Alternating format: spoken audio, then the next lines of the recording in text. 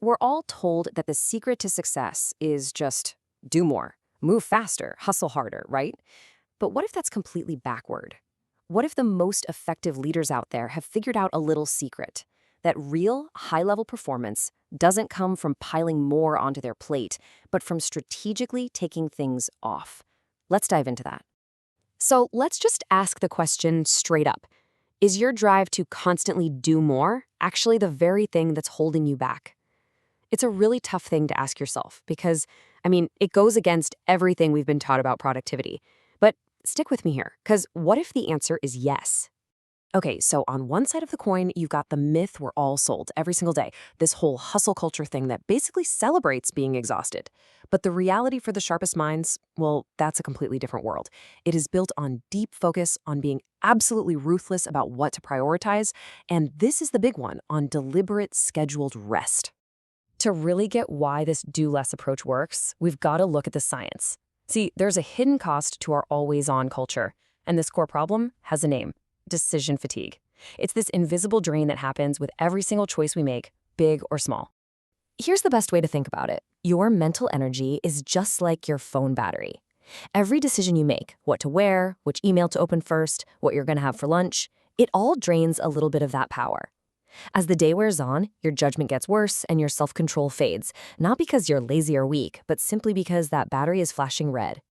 And this isn't just a metaphor. There's real neuroscience happening here. Deep inside your brain, there's a part called the prefrontal cortex. You can think of it as your brain's CEO. It handles all the important stuff like reasoning and planning. And when you overload it, it just can't function at its best. This isn't a character flaw, folks. It's just biology. And the consequences of running on a drained mental battery? Well, they're pretty serious. We start making sloppy, rushed judgments. We put off the really critical decisions because they just feel too hard. Our ability to focus on long-term goals gets completely shattered. And this last one is so important for anyone in a leadership role. Our ability to feel empathy and build trust with people actually goes down. So if that's the problem, what on earth is the solution? Well, it's what we're calling the do less playbook. And let me be really clear. This is not about being lazy. Not at all. It's a super strategic approach that the highest performers use to fiercely protect their focus like it's their most valuable asset. Because it is.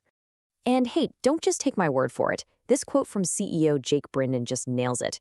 He realized his A game didn't come from a calendar packed with back-to-back meetings, but from intentionally carving out the space he needed to think clearly about the few things that would actually drive real results. That is a huge shift in perspective. So how do they actually pull this off? Well, it pretty much boils down to a 4-part method. First, they standardize their routines to put recurring stuff on autopilot. Then, they create clear defaults for common choices so they're not constantly reinventing the wheel. Next, and this is key, they delegate every single thing that doesn't absolutely require their specific brain power. And finally, they build their entire workday around their biggest priorities, not their email inbox. Okay, so that's the theory. Now let's get down to brass tacks. Let's get practical. Because your sharpest asset, it isn't your time, it's your attention. It's your ability to think clearly. So here's your action-focused guide to protecting it. Here we go, 5 concrete steps you can take to put this into practice today. First up, front-load your day. Tackle your toughest, most high-stakes decisions in the morning when your mental battery is at 100%. Second, systematically eliminate all those small, repetitive choices that needlessly drain you. Third, and this is the one everybody skips, you have to build in deliberate recovery. Fourth, avoid stacking complex decisions back-to-back. That's just a recipe for burnout. And finally, you gotta become a student of yourself. Notice your own energy patterns and start working with them, not against them. Let's just zoom in on eliminating those repeat decisions for a second, because the payoff is huge. You think of Steve Jobs and his black turtleneck, or Mark Zuckerberg and his gray t-shirt. They weren't just being weird, they were saving precious mental energy for way bigger problems. The very same principle applies to planning your meals for the week or setting up smart email filters. Every one of these tiny systems you build frees up brain power for what really truly matters. And what about that deliberate recovery time? I know what you're thinking. You don't have time for a long break. But get this, the research is clear. Taking just 5 minutes every hour can totally transform your day. Now, the key is that it has to be a real break. Step away from the screen. Don't just switch from your work computer to scrolling social media on your phone. That short little reset is often all it takes to keep your mind sharp all day long. So when you put all this together, it leads to this fundamental shift in how we measure our own success. The old way, the one a lot of us are stuck in, is all about being busy, right? How many emails did I answer? How many decisions did I make?